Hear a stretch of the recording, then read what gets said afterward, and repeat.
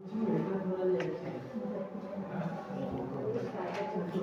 चलो जो एक पिछले चैप्टर का ना वो देख लेते हैं कि समांतर क्रम और श्रेणी क्रम में जो प्रतिरोध होता है उसे जोड़ने पर कैसे उसका उतना ही वैल्यू आता है ना। देखो इधर ये हमारा क्या है, बैटरी बना लेते हैं।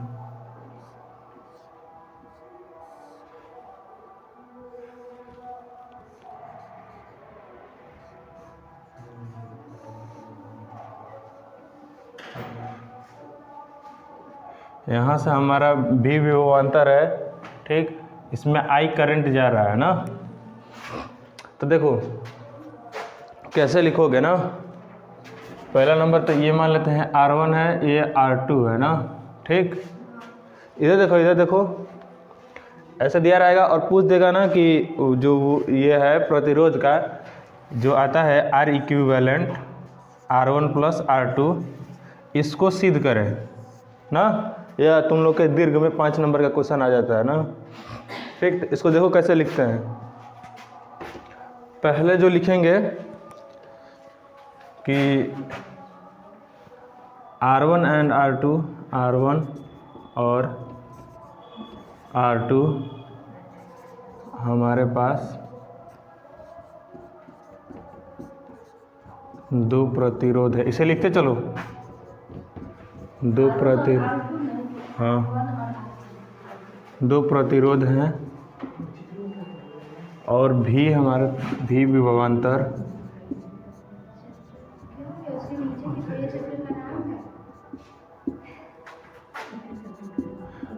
ये पिछले चैप्टर का है। आज स्टार्ट करेंगे विद्युत धारा के चुंबकीय प्रभाव। ये पिछले चैप्टर का रह गया था कि कैसे आता है ये फॉर्मूला R1 प्लस R2। मेरे को लगा कि तुम लोग को नहीं आएगा तो इसलिए छोड़ दिया था, फिर देखा तो वहाँ पे था तुम लोग के बुक में। भी विभवांतर और I विद्युत धारा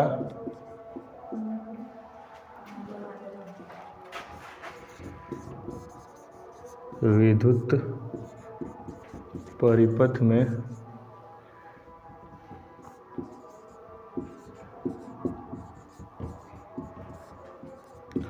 प्रवाहित हो रहा, ठीक। इतना लिखने के बाद तो ऐसे यहाँ पे क्या कर सकते हैं, एक फार्मूला हमारे पास बनेगा ना, एक फार्मूला कि V is equal to I into R1 plus R2। ये हमारा आ जाएगा ओम्स के लॉ से, ओम का नियम से, कि ये जो प्रतिरोध होगा और विद्युत धारा से मल्टीप्लाई करने पे हमारा विभवांतर आ जाएगा, ठीक।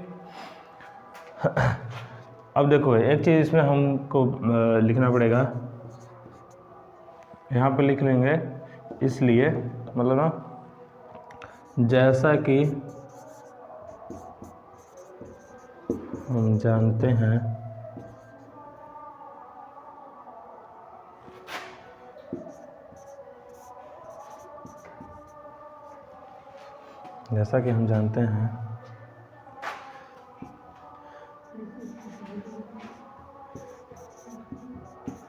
श्रेणी क्रम प्रतिरोध में विद्युत धारा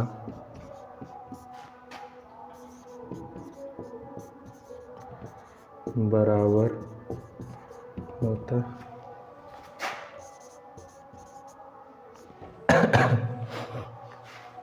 जैसा कि हम जानते हैं श्रेणी क्रम में विद्युत धारा हमारा बराबर होता है, ठीक।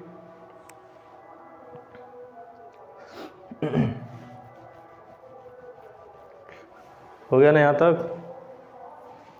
फिर इसके बाद चूंकि जो हमारा भी को क्या लिख सकते हैं यहाँ पे, IR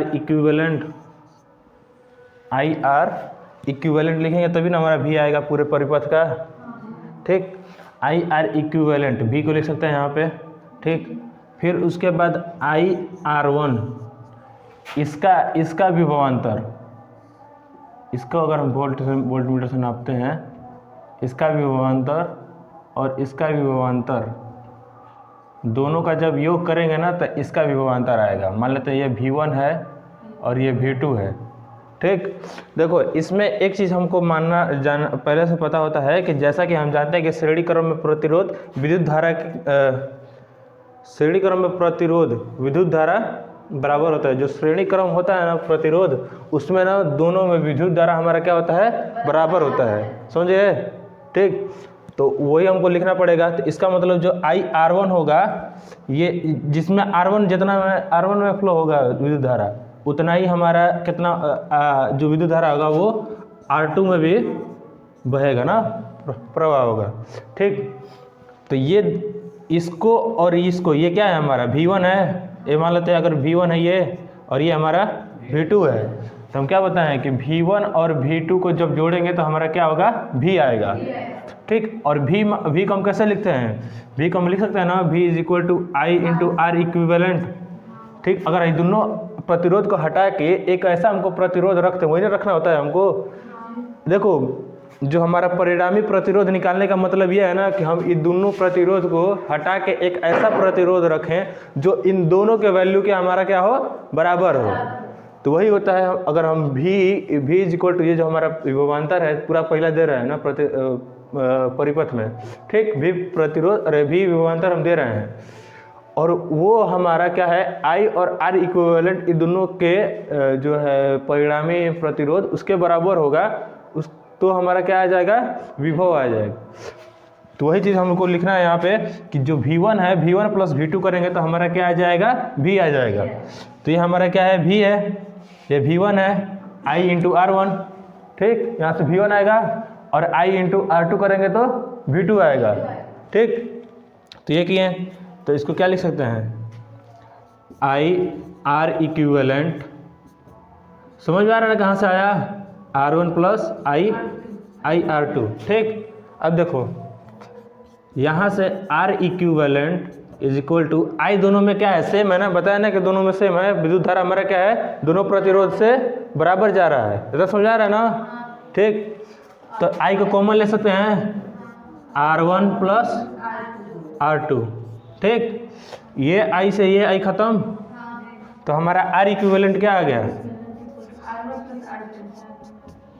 R1 + R2, ठीक। यही हमको दिखाना था।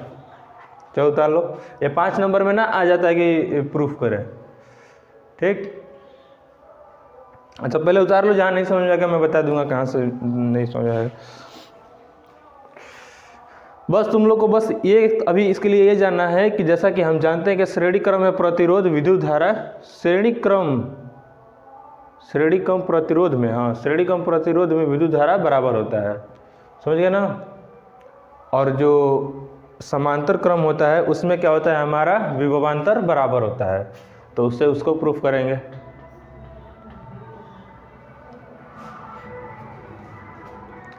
कर लिए, जल्दी जल्दी करो, रफ पे कर रहे हो ना, जल्दी जल्दी करो।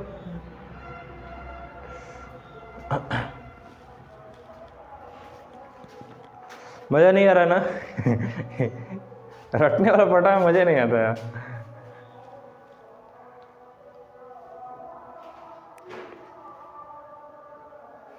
चलो कोई नहीं, मज़ा आएगा जब अच्छे से ये फील लेने लगोगे ना इसको, 12th क्लास में अच्छे से इसका फील आएगा, तब फिर मज़ा आएगा। तो कहोगे अरे अच्छा यही था।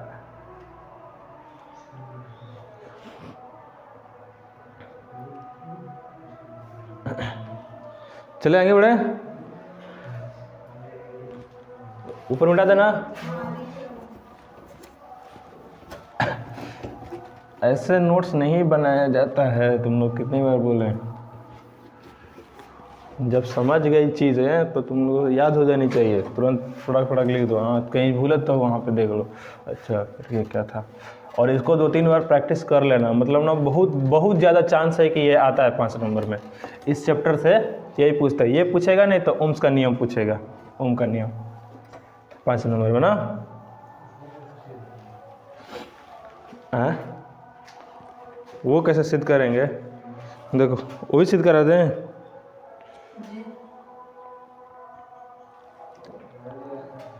क्या परीक्षा बाद यार हमको क्लास को छोड़ना होगा, क्योंकि मेरा भी एग्ज़ाम स्टार्ट है तब से,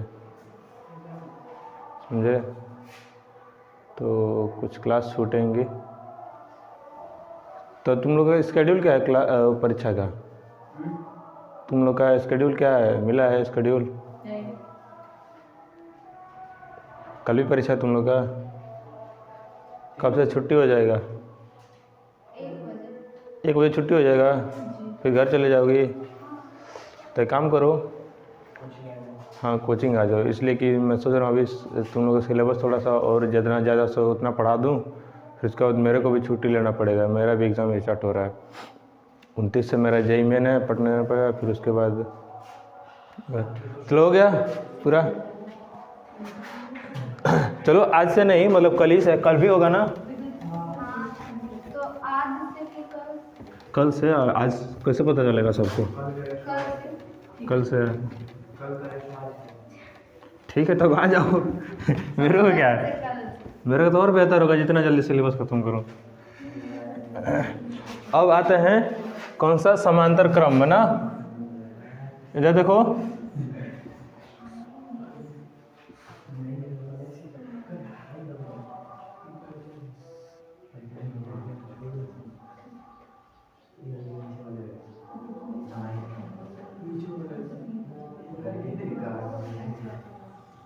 ये हमारा क्या है, भी विभवांतर है, इसमें I विद्युत धारा जा रहा है, ये R1 है, ये R2 है। तो फिर वैसे इसे हम लिखेंगे कि ये हमारे पास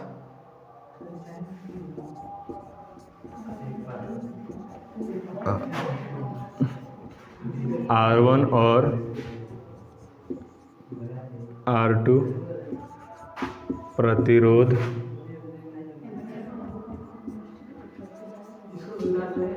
हाँ जल्दी जल्दी करो, दिया गया है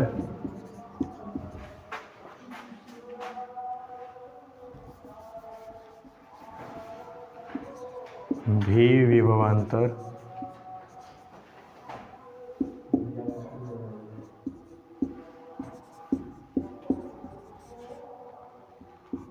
और I विद्युत धारा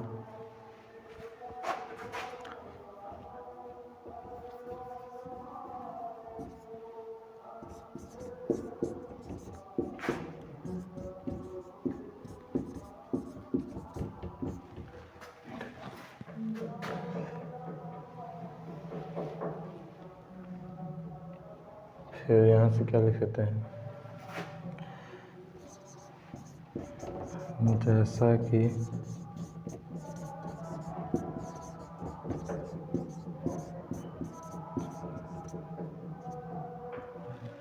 देखो पहले क्या करोगे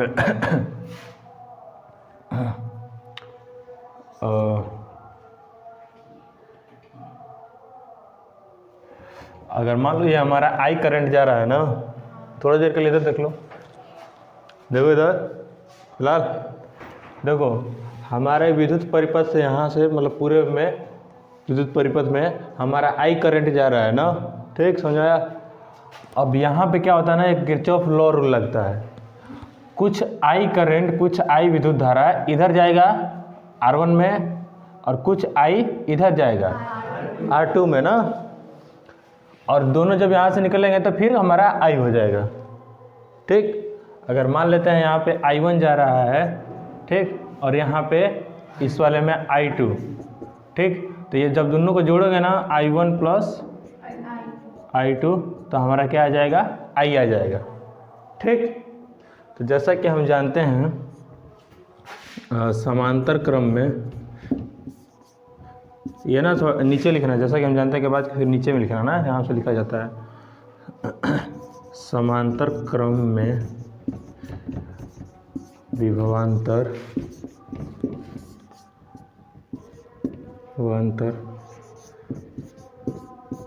प्रतिरोध को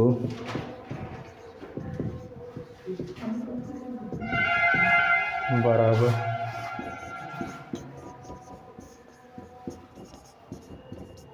ठीक। प्रतिरोध क्या होता है हमारा, प्रतिरोध में बराबर मिलता है ना, जैसा कि हम जानते हैं कि समांतर क्रम में विभवांतर प्रतिरोध को बराबर बराबर मिलता है। जो विभवांतर होगा ना दोनों में बराबर होगा, लेकिन जो हमारा विद्युत धारा होगा क्या होगा, अलग अलग होगा। ठीक, चूंकि अगर हम ओम के नियम से अगर हम I की वैल्यू दोनों को बराबर कर दें, I1 plus I2 is equal to I के, ठीक, तो क्या होगा हमारा I, हमको यही करना है ना, जैसा कि हम जानते हैं कि समांतर क्रम में प्रतिरोध बराबर मिलता है, और हमको दिया गया है ना, चूंकि यहाँ पे कर लेना, चूंकि I is equal to I1 plus I2, ठीक, और वहाँ से हमको मिला है क्या है, I1 प्लस I1 अरे I is equal to I1 plus I2, ठीक। यहाँ पे I की वैल्यू हम क्या लिख सकते हैं, ओम के नियम से, देखो यहाँ पे लिखेंगे ओम के नियम से, ये हमारा I इज इक्वल टू क्या हो जाएगा, V अपॉन R इक्विवेलेंट कर सकते हैं, ठीक। I1 हमारा क्या हो जाएगा, V अपॉन R1, समझ में आ रहा है, I1, फिर उसके बाद प्लस V अपॉन R2। विभवांतर हमारा क्या है दोनों में, बोले ना, जो प्रतिरोध होगा समांतर क्रम में जो प्रतिरोध लगा होगा उनमें जो विभवांतर होगा वो क्या होगा, दोनों में बराबर होगा। देखो देखो ना, तो ये जो विभवांतर है क्या है, बराबर है सब। तो क्या कर सकते हैं, V को कॉमन ले सकते हैं, इधर से भी R इक्विवेलेंट, और V को इधर से कॉमन लेंगे तो 1 अपॉन R1 प्लस R2,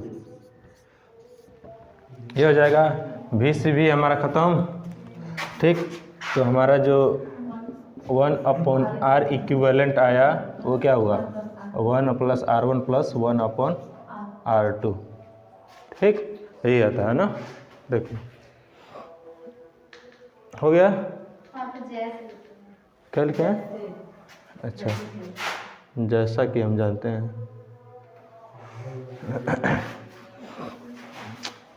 यार भावनाओं पे जाओ ना, शब्द में क्या रखा है।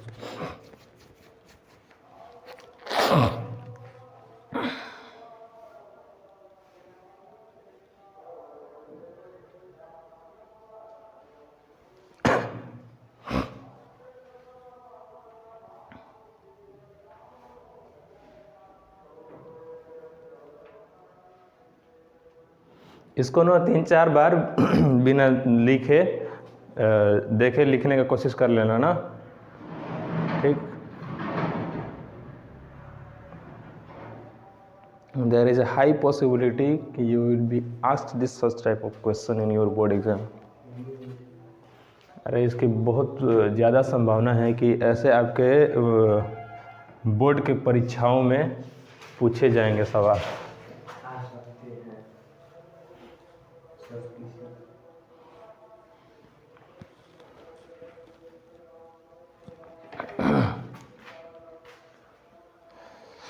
देखो ओम का नियम हम बता देते हैं कैसे करना है, तुम लोग खुद से करके लेके आना कल, ठीक। लिख लो, जल्दी जल्दी लिखो। हो गया, हो गया मंगरू, मंगरू जल्दी लिखो, जल्दी लिखो।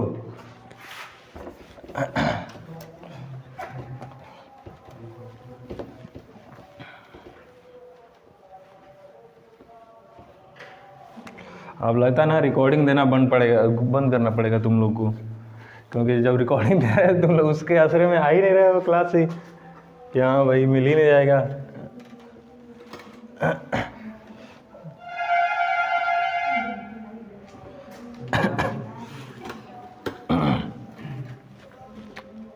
अच्छा, फरवरी से ना 9th का बैच स्टार्ट करने जा रहे हैं, तो तुम लोग के आसपास कोई भी हो 9th का जो इस बार पढ़ना चाहे तो उसको टेल देम, बस इन्फॉर्मेशन पहुंचा दो, और जो जो फीचर्स हैं हमारे पास वो बता देना कि हाँ रिकॉर्डेड क्लासेस, नोट्स वगैरह सारे प्रोवाइड किए जाते हैं, ठीक। बस ये बताना है, पकड़ के ज़बरदस्ती लाना नहीं है, बस वहाँ तक इन्फॉर्मेशन चला जाए। so that they should also know ना कि अच्छा we have the some opportunity to grab.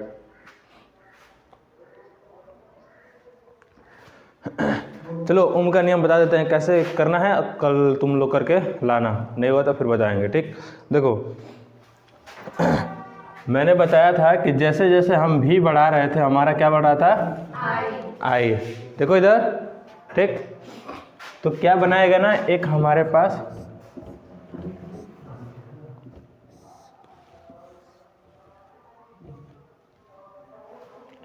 ठीक यहाँ पे अगर हम कहाँ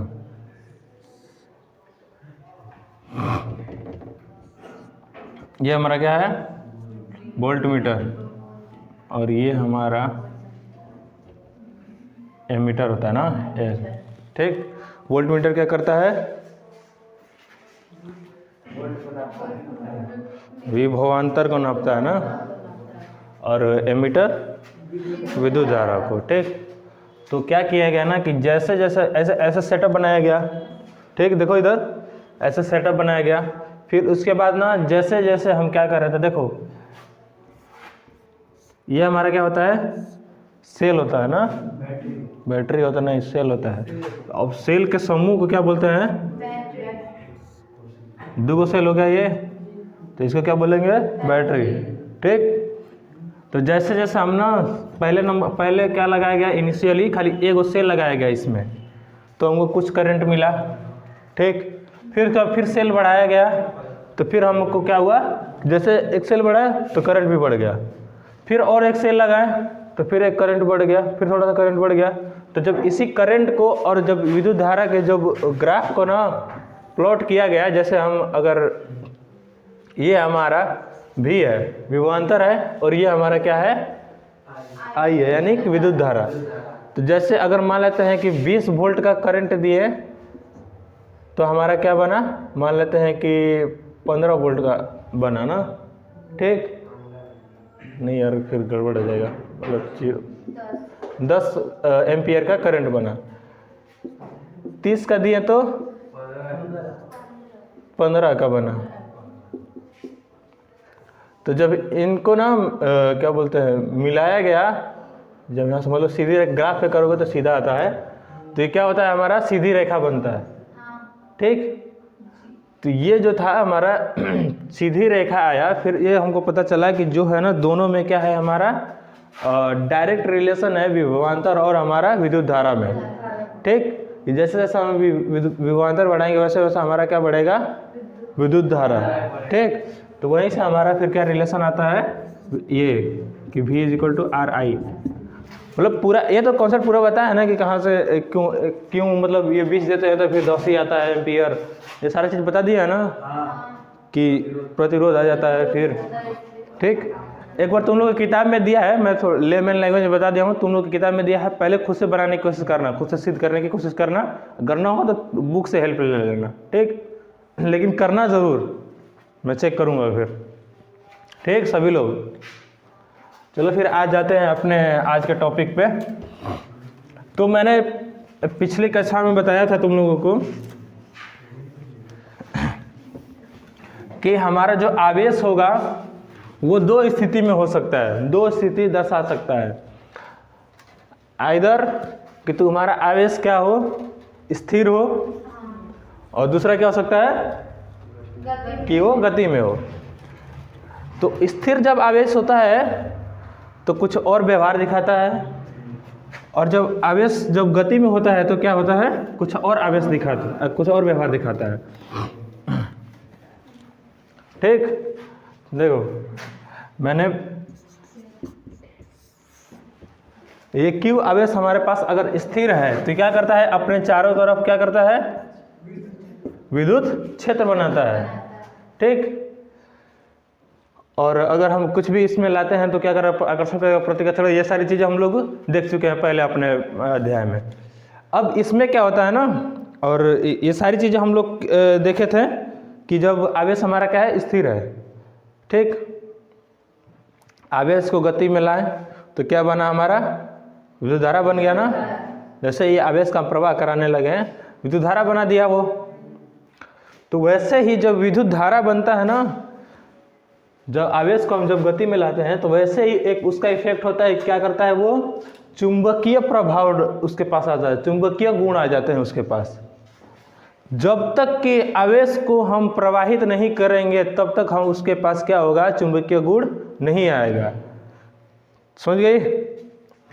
इसीलिए जब देखो दिया गया हमारा ना विद्युत धारा के चुंबकीय प्रभाव, आवेश की वजह से कोई प्रभाव नहीं आता है। आवेश अगर स्थिर है हमारा, एक जगह है, खड़ा है, तो क्या होगा, कुछ प्रभाव नहीं आएगा विद्युत धारा का। जैसे ही उसको हम क्या करेंगे, गतिमान कर देंगे, जैसे ही गति उसको दे देंगे, क्या होगा, उसमें चुंबकीय प्रभाव आ जाएंगे। क्यों? क्योंकि वो क्या बना लिया, विद्युत धारा बना लिया। जैसे प्रवाह कराएंगे आवेश का, क्या बना लिया, विद्युत धारा। अब चुंबकीय प्रभाव, चुंबकीय गुण आ रहा है उसके पास, ये हमको देख लिए कि अच्छा जब तक गति में नहीं लाएंगे तब तक उसके पास क्या होगा, चुंबकीय प्रभाव नहीं आएंगे, चुंबकीय गुण नहीं आएंगे। तो ये देखना होगा ना कि चुंबकीय है क्या, चुंबक है क्या। ठीक, तो क्या करें यार, लिखवाना पड़ेगा यहीं पे तुम लोग को, नोट्स भेज दें, पक्का कर लोगे ना। देखो तो चुंबक वो होता है ना कि जो अपने क्षेत्र में, जैसे चुंबक वैसे पदार्थ, जैसे चुंबक अगर हमको ऐसे लेमन लैंग्वेज में अगर डिफिनेशन देना होगा तो वैसे पदार्थ जो लौह से बने, लौह मतलब लौह पदार्थ को, लौह ऐसे नहीं मतलब लोहा से, ऐसे सुनो, ऐसे समझो, वैसे पदार्थ जो लौह पदार्थ होते हैं ना, उनको आकर्षित करें या फिर प्रतिकर्षित करें, ठीक, उन्हें क्या बोलते हैं, चुंबकीय। असल लेमन लैंग्वेज में बताएं, तो फिर उसके बाद बताएंगे अच्छा क्यों होता है ऐसा, इसमें क्यों होता है। ठीक, ये होता है, अगर हम लिखें चुंबक,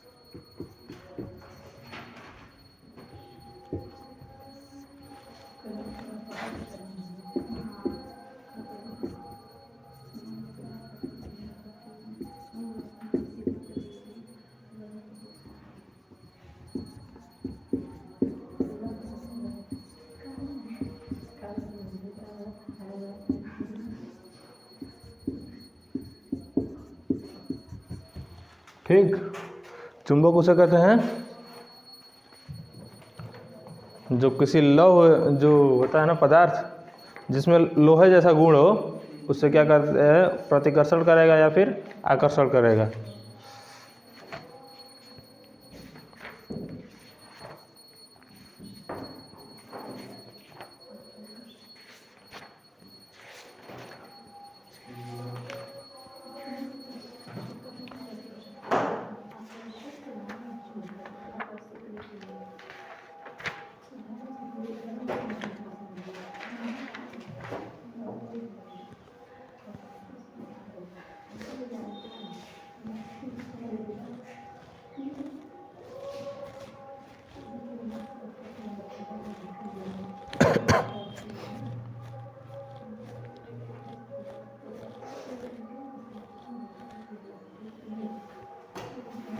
समझ गया?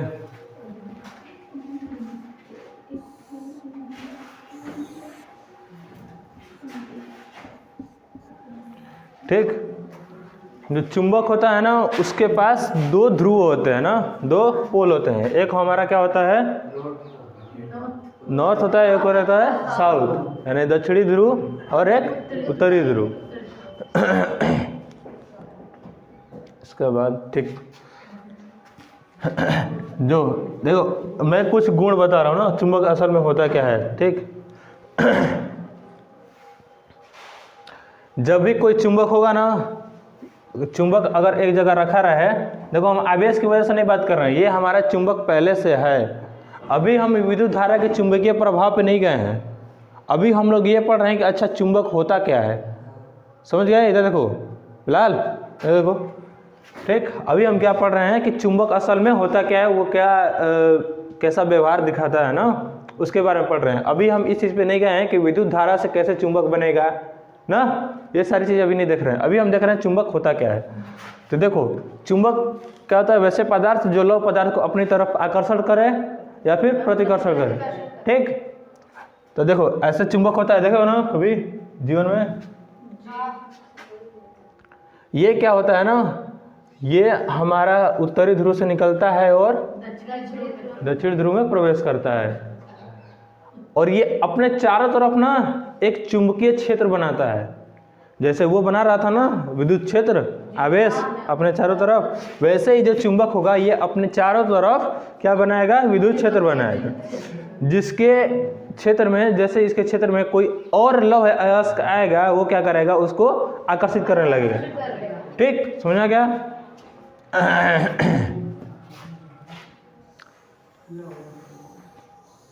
ठीक, बहुत सारे होते हैं।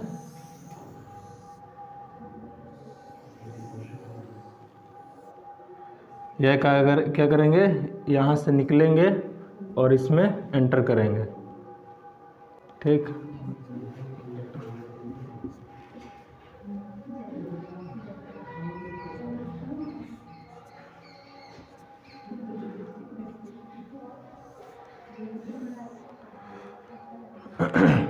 और अंदर ना जब होता है चुंबक के अंदर, साउथ से लेके नॉर्थ की तरफ जाता है। ये जो हमारा विद्युत क्षेत्र रेखा होती है ना, चुंबकीय क्षेत्र रेखा, देखो इसको चुंबकीय क्षेत्र बोलते हैं। क्या होगा, जब भी कोई हमारा मैग्नेट होगा, चुंबक होगा, वह क्या करेगा, अपने चारों तरफ एक चुंबकीय क्षेत्र बनाएगा, जिसके अंदर कोई भी अगर लौह अयस्क आएगा तो उस पर क्या करेगा, आकर्षण करता है। अगर दूसरा चुंबक आता है ना, तो उस पर डिपेंड करता है कि वो किसका, कौन सा ध्रुव है। अगर सजातीय ध्रुव होंगे तो क्या करेंगे, वो प्रतिकर्षण करेगा। अगर विजातीय होंगे तो क्या होगा, वो आकर्षण करेगा। अगर नॉर्थ और साउथ हम इसमें लाते हैं, देखो जैसे ही इसके क्षेत्र में अगर हम यहाँ पे नॉर्थ लाएं और साउथ ना, तो क्या करेगा, इसको, इस जो मैग्नेट को होगा, एक दूसरे को अट्रैक्ट करने लगे, आकर्षण करने लगेंगे। अगर हम नॉर्थ साउथ, ये हमारा क्या हो गया, सजातीय हो गए, तो क्या करेगा, इसको रिपेल करेगा, यानी कि प्रतिकर्षण करेगा, ठीक। समझ में आ गया ना? इतने सारी चीज़ें क्लियर हैं।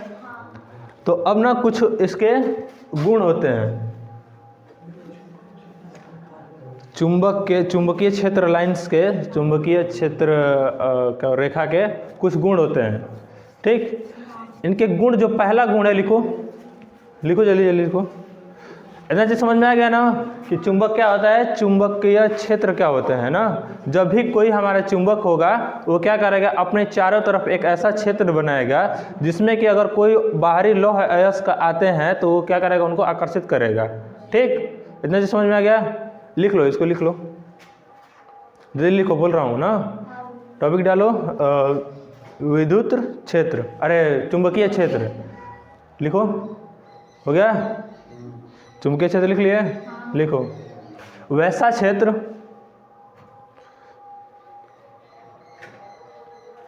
नहीं रुक जा, चुंबक के पास वैसा क्षेत्र, चुंबक के आसपास वैसा क्षेत्र,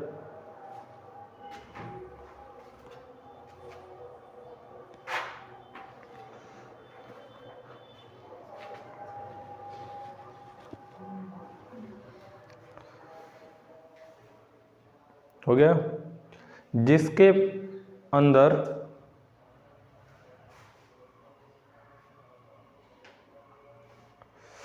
चुंबकीय पदार्थ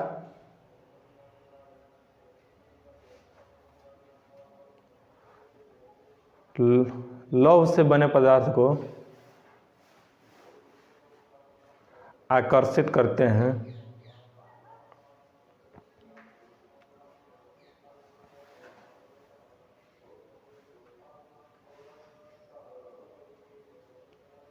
उसे चुंबकीय क्षेत्र कहते हैं।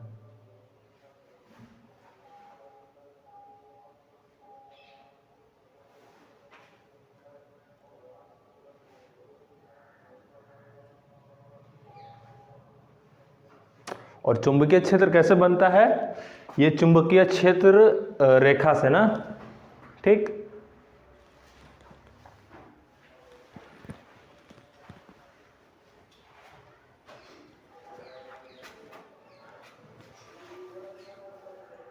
अब इसके पास आता है हमारा चुंबकीय क्षेत्र रेखा। लिखो, चुंबकीय क्षेत्र रेखा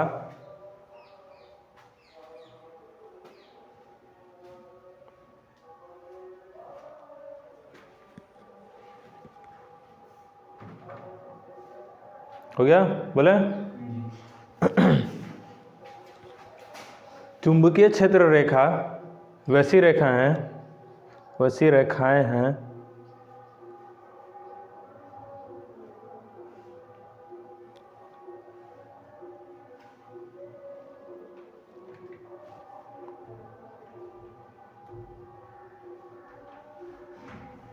जो चुंबकीय क्षेत्र को दिखाने के लिए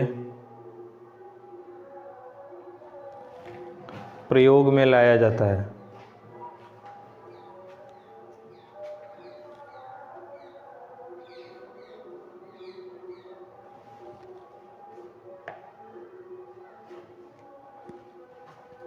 हो गया। अब चुंबकीय क्षेत्र रेखाओं के ना कुछ गुण हैं। चुंबकीय क्षेत्र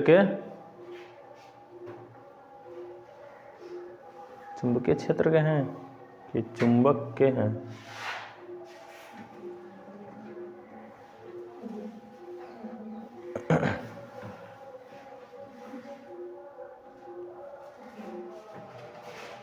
हो गया ना। अब लिखो चुंबक के गुण।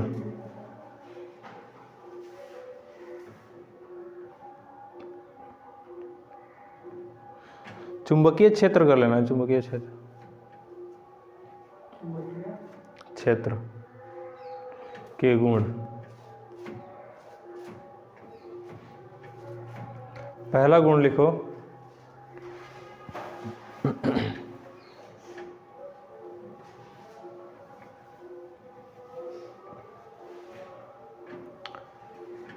चुंबकीय क्षेत्र उत्तरी ध्रुव से निकलकर दक्षिणी ध्रुव में समाहित होता है।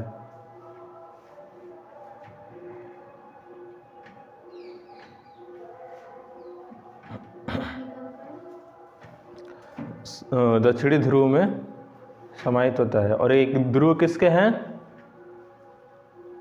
तो चुंबक के, है ना। चुंबक के पास दो ध्रुव होते हैं, एक होता है दक्षिणी ध्रुव और एक होता है उत्तरी ध्रुव, ठीक। लिख लो तो यार बेहतर होगा। नोट्स नहीं तुम लोग बना रहे हो ना अच्छे से। अरे सब लोग नहीं बना रहा है ना।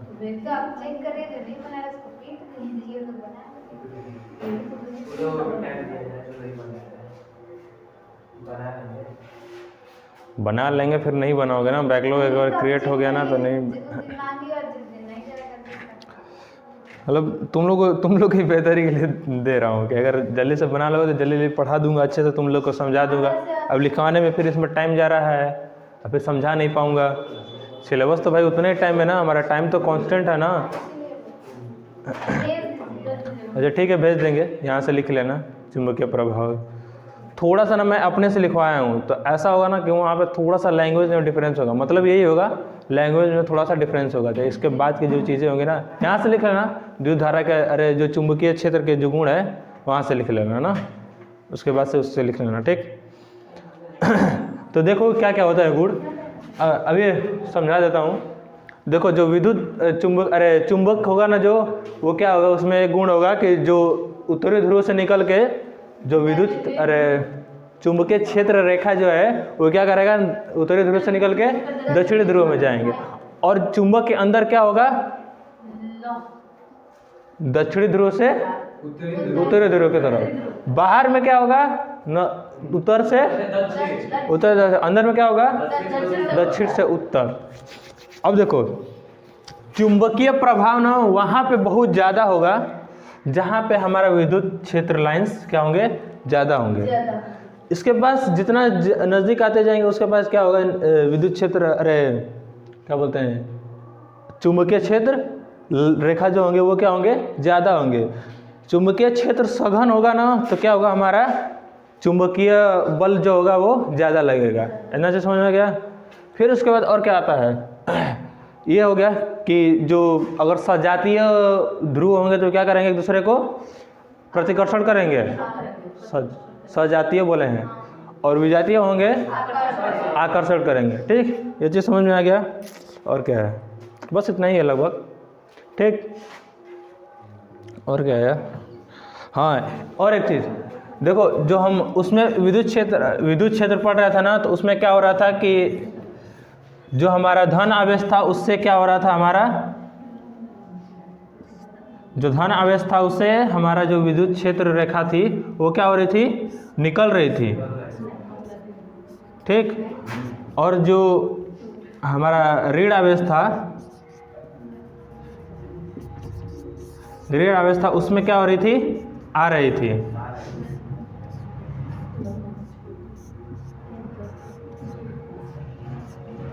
लेकिन ना ये क्या होता है ना ये जो होते हैं ना कि अगर हम यहाँ पे Q1 है और Q2 है ना, ये प्लस Q है माइनस Q है, तो क्या होगा, ऐसे ऐसे खाली हो जाएगा कि Q1 से निकलेगा और Q2 में, अरे माइनस Q में चला जाएगा, मतलब प्लस धन आवेश से निकलेगा और ऋण आवेश में चला जाएगा। इसमें क्या होता है ना कि अंदर में हमारा दक्षिण ध्रुव से उत्तरी ध्रुव की तरफ आ रहा है और बाहर में क्या हो रहा है, उत्तरी ध्रुव से दक्षिणी ध्रुव। तो ये क्या कर रहा है ना, बंद और सतत वक्र बना रहा है। इसको क्लोज एंड कंटिन्यूअस लूप बोला जाता है ना। ठीक, इसमें क्या होता है, एक पूछ देता है, ये भी एक गुण है उसका कि इसके पास क्या होता है, सतत बंद वक्र होता है, क्लोज कंटिन्यूअस लूप होता है। ये बन गया ना पूरा लूप इसी को बोलते हैं। बंद वक्र कैसे होगा, तुम लोग वक्र पढ़ रहे हो ना, कर्व। तो जब कर्व मतलब कि थोड़ा सा भी कोई टेढ़ा हो गया वो वक्र हो गया, ऐसा भी वक्र हो गया, ऐसा भी वक्र हो गया ना। जब इसी को हम पूरा बंद कर दें तो क्या होगा, हमारा बंद और सतत वक्र हो गया। तो वैसे ही जो विद्युत हाँ वो भी तो ये क्या होता है, विद्युत चुंबकीय जो होता है, अरे चुंबक जो होते हैं वो क्या होते हैं, बंद और सतत वक्र बनाते हैं ना। समझा गया, ये भी एक उसका गुण है, बंद और सतत गुण। अरे बंद और सतत वक्र का मतलब क्या है कि ये जो होगा नॉर्थ से निकलेगा और साउथ में जाएगा, अगर इधर नॉर्थ है तो, और इधर साउथ है तो पूरा क्लोज बना लिया ना। ठीक, और अंदर में क्या हो रहा है, साउथ से नॉर्थ जा रहा है। सो जाएगा ना, इसके वजह से ये क्या कर रहा है, बंद और सतत अपना वक्र बना रहा है। ठीक, यहाँ तक हो गए हमारे चुंबकीय गुण, मतलब चुंबक ऐसा ऐसा होता है, ऐसा ऐसा दिखाता है व्यवहार, ये सारी चीज़ें हो गई। अब कल की क्लास में हम लोग पढ़ेंगे कि विद्युत धारा जो होता है वो कैसे चुंबकीय प्रभाव दिखाता है।